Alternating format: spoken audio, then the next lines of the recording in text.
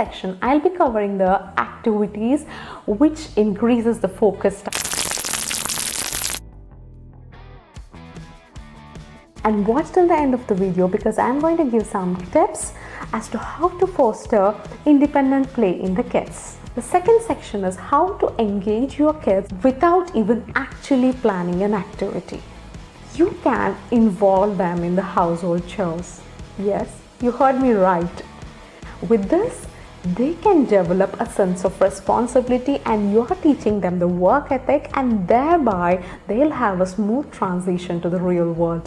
When I say household chores, I mean age appropriate stuff. For example, whenever I prepare juice, I ask Avi to actually peel the orange skin and I ask him to put the skin into the dustbin, and then he comes back to put the fruit into the jar.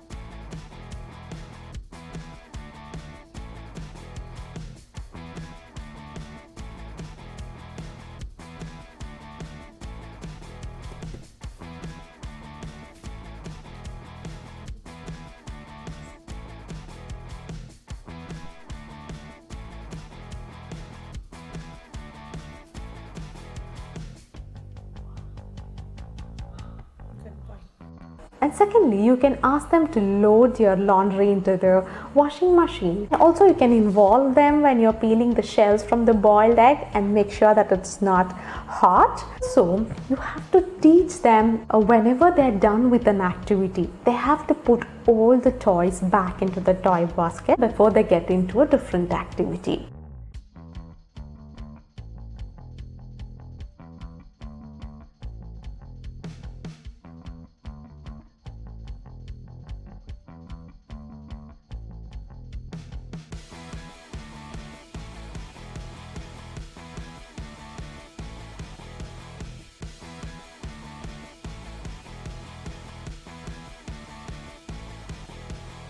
Whenever Avi plays coin box game, after he's done with the game, then he takes the coin box and goes straight away to his grandpa's room, knock the door and place it over there.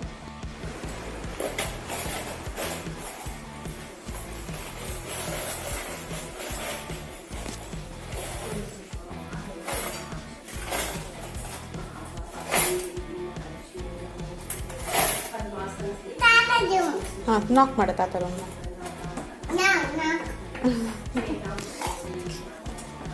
That way, he's actually engaging himself without his knowledge. Also building a sense of responsibility, a sense of discipline, and thereby they're having their own time and you're also having your me time.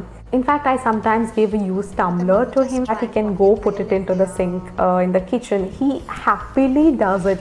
Kids love to do what grown-ups do and they're enjoying themselves doing this. On top of it, you also have an extra pair of helping hands. Moving on to the third section, imagine your kids sinking into the flow. They're playing on their own without nagging you for any inputs. That's the best feeling. Here are some tips which will help them to play independently. Firstly, when you're introducing any activity to your kids, give an undivided attention. Tell them what exactly it is, how they can improvise it, and secondly, set boundaries. For example, if you're playing a color sorting game, so you give them all the objects of different colors and tell them these objects needs to be placed in the respective colors. And he'll get an idea that okay, once he's done with all the objects, that is when the activity completes.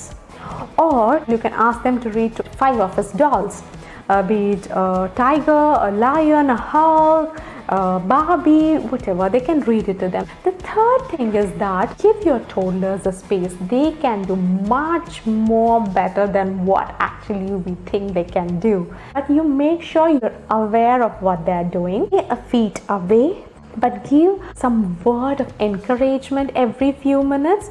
But stop giving unnecessary comments in between. You can just watch from a distance, and when you get to know they're slowly involving themselves playing, then you can start to leave them in a room. However, monitor them frequently.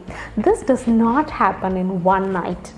This would definitely take some persistent and conscious effort. So use all these tips. Sure, this is going to work. That's all for today. I'll be really glad if any of my tips or the activities has made your life simpler and easier. Lots of activities that will be coming up in my next video, so stay tuned. Till then, keep liking, keep commenting, subscribe to my channel. As I always say, cherish every moment of your motherhood. See ya.